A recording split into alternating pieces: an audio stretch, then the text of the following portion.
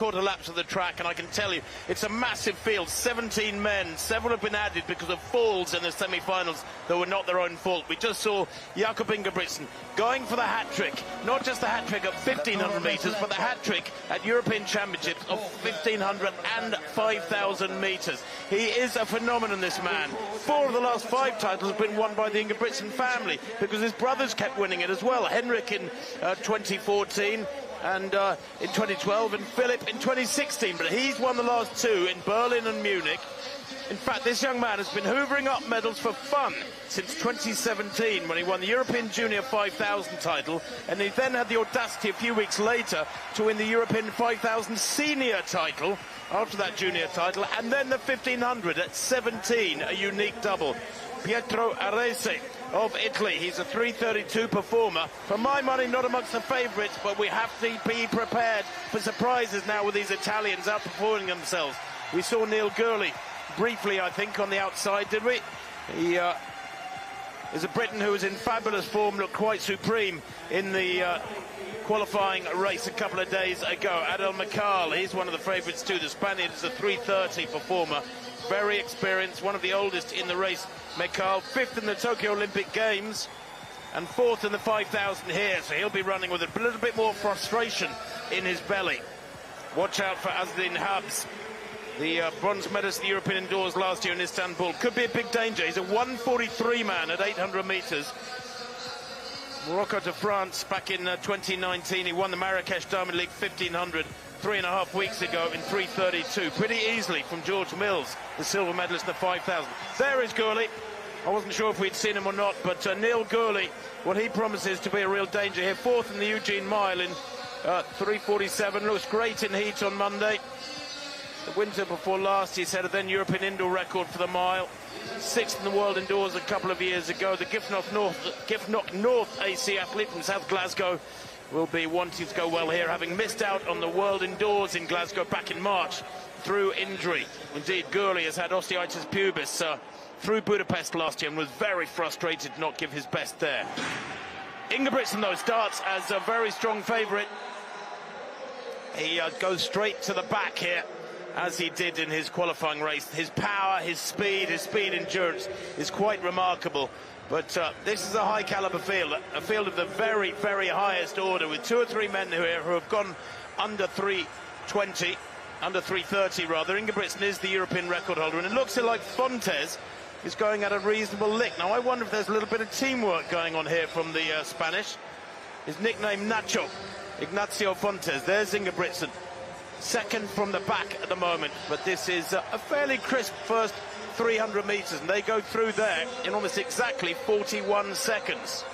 It'll be fascinating to see whether these athletes look at the stature of Ingebrigtsen and think they're fighting over other medals, or will they think Jake Whiteman and Josh Kerr, both Europeans, both Brits, both Scots indeed, can beat him at the World Championships. Why can't I do that at the Europeans? And no man has ever won 6 golds at the European Championships.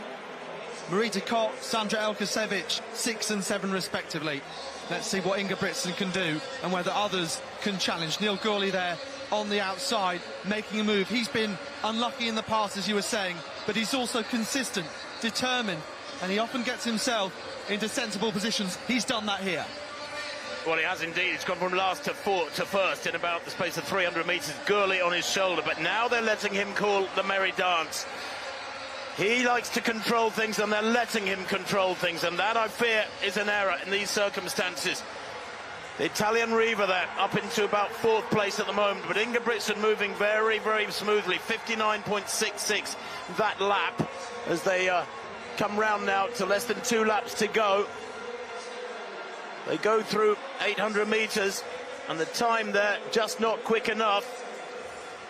This isn't really testing anybody. 1:55.9, although for a championship that's not bad. Adam Fogg is in there as well, a little bit of pushing and shoving. You see the discomfort of being in that pack. This big field isn't helping those in the middle of the pack. And Ingebrigtsen is away and out of all that trouble. But Gurley in 2nd place is tracking him here, stride for stride. He had to rest in September, October last year, doing a lot of cycle training. He was devastated to miss the World Indoors in Glasgow. But Gurley now right behind Ingebrigtsen. And what has the Norwegian got in his locker as they come to the bell? Incredible how the others are just waiting and watching for the move now. Ingebrigtsen, he was so cool, so calm in the heats. Riva it was tracking, was the second fastest qualifier. He has great form this year. Italian indoor title over 1500 and 3000.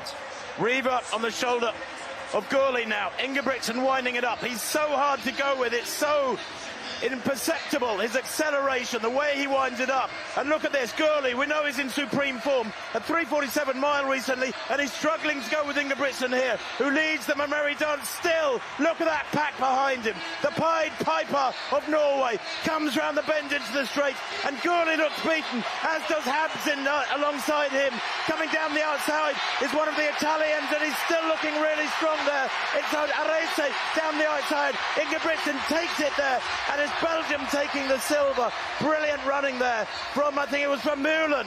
What a strange old race.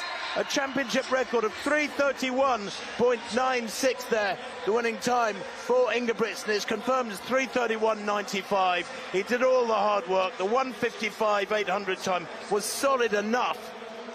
But Vermeulen, perhaps the most surprising silver medalist in a strong field has been in many years in the European Championships. And Arese, it works its magic again. Home advantage for the Italians, a surprise bronze medalist, and a real shock to me that Neil Gurley couldn't get near those medals, dying over the closing stages. Well, it was that party piece, it was that joker trick, it was a game of cat and mouse. Ingebrigtsen on the accelerator, and also becoming the first middle distance athlete in history to win 6 gold medals. Vermeulen came through behind, excuse me, but Ingebrigtsen breaking his own championship record, of course, was 3:32.76, 3:31.95, and it didn't even feel like such